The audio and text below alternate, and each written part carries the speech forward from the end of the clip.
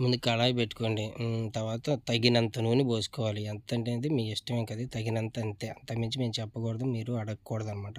ఆ తర్వాత ఏమెయ్యాలా అని వెయిట్ చేయాలి. అంతే. చేతికి అందినంత పసుపేసుకోండి. ఆ తర్వాత ఏమేద్దామని కారం, పసుపు ఇంతకుముందు ఏసింది కారం, ఇప్పుడు ఏసింది పసుపు అనమాట. తగినంత ఉప్పు. తగినంతే మళ్ళీ ఎక్కువ తక్కువ వేయకండి టేస్ట్ మారిపోద్ది. 3 బాయిల్డ్ ఎగ్స్ తీసుకొని ఎయ్యండి. ముందే చెప్తున్నాను ఈ మూడిట్లో ఒకటి ఫేవరెట్ ఎగ్ ఉండాలన్నమాట మీకు. ఎందుకంటే దాన్ని బాగా చూసుకుంటే మిగిలిన 2 అవే సెట్ అయిపోతాయి. ఎందుకంటే అదే బాగా ఉడికిద్దా మేము ఉడకమా అన్నట్లు ఉంటాయన్నమాట. ముందు మన ఫేవరెట్ ఎగ్ అనేది ఏంటని చూజ్ చేసుకోవాలి. ఏదనేది తెలియట్లేదు. కొంచెం టైం ఇద్దాం. ఈలోపు ఏదో ఒకటి సెట్ అయిపోద్ది. వెయిట్ చేయండి. కింద బ్లాక్ కలర్ అయింది చూసారా ఆయిల్, అలా అవ్వడం ఇంపార్టెంట్. అదే టేస్ట్ వచ్చిద్ది. బయట చికెన్ పకోడీ అట్లా చూస్తుంటారు కదా! టేస్ట్ ఎందుకు వచ్చిద్దంటే అంతే కలరు బ్లాక్ ఉండాలన్నమాట.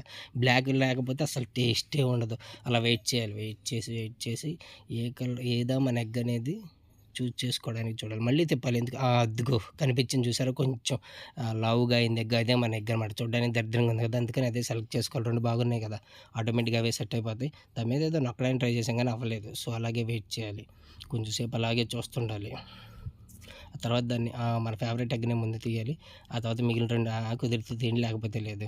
ఎందుకంటే మళ్ళీ దాన్ని యూజ్ చేయాలి కదా! అందుకని అదే తీసామనమాట. తర్వాత ఏం చేయాలంటే ఆ మిగిలిన నూనెలోనే ఆ ఉల్లిపాయలు, పచ్చిమిరపకాయలు, పచ్చిమిరపకాయ ఎక్కడిదని అడగకండి, అక్కడ దొరికింది కట్ చేసేసాం. అలా వేసేసి వెయిట్ చేయండి కొంచెం. ఆ తర్వాత ఒక గరిటె తీసుకొని దాన్ని తిప్పాలి. ఎందుకు తిప్పుతున్నామంటే తిప్పాలి అంతే, తిప్పాము. ఆ తర్వాత మళ్ళీ కొంచెంసేపు ఆలోచించాలి. తిప్పుదామా వద్దా? తిప్పితే ఎలా ఉండిద్ది? సర్లే తిప్పేద్దాం. మళ్ళీ ఇంకోసారి స్పూన్ తీసుకొని మళ్ళీ తిప్పడం స్టార్ట్ చేయాలి. తిప్పు చాలు, ఇక చాలు ఆపేయి. అంతే. ఇక వెయిట్ చేయాలన్నమాట. ఇదంతా వెయిటింగే. 2 ఇన్‌స్టాగ్రామ్ రీల్స్ చూసుకోవచ్చు ఈ గ్యాప్‌లో. ఆ తర్వాత ఏమేద్దామని చూస్తుంటే ఇదేదో వచ్చింది. ఏమేసా దీనిలో? అబ్బో! చిన్నుల్లిపాయి, జీలకర్ర, ఇంకేదో ఏసాంట. ఇది మెయిన్ ఇంగ్రీడియంట్ అన్నమాట. చిన్నుల్లిపాయ. ఎందుకంటే దీని పేరే అది కాబట్టి చిన్నుల్లిపాయ ఇంపార్టెంట్. దాన్నల్లా కొట్టేసి ఇలా కలిపేసి కొంచెం ఇలా కలుపుతూనే ఉండాలి. ఎందుకు కలుపుతున్నామంటే కలపాలి అంతే. కలిపితేనే టేస్ట్ వచ్చిద్ది కదా! కలిపి అంతే.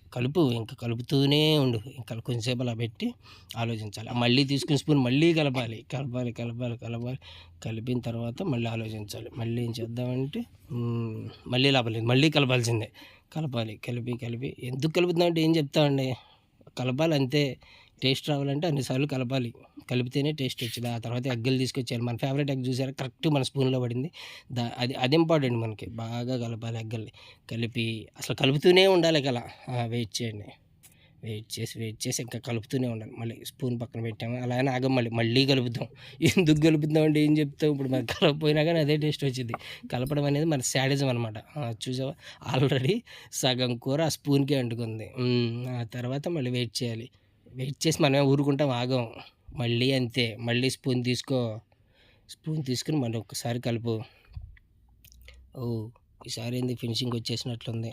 లైట్‌గా కలపాలి ఈసారి. ఎందుకంటే గుడ్లు దెబ్బతింటాయి లాస్ట్‌కి వచ్చేసరికి. అంతే. ఇక ఆఫ్ చేసి ప్లేట్‌లోకి తీసుకోవాలి. ప్లేట్ ఎదురా కనిపించట్లేదని కంగారు పడకండి. వస్తుంది ప్లేట్. అదిగో నా ప్లేటు. ఖచ్చితంగా ట్రై చేయండి. ఎంత బాగుందో. లేదు చాలా బాగుంది. మీరు కూడా ట్రై చేయండి. ఓకే.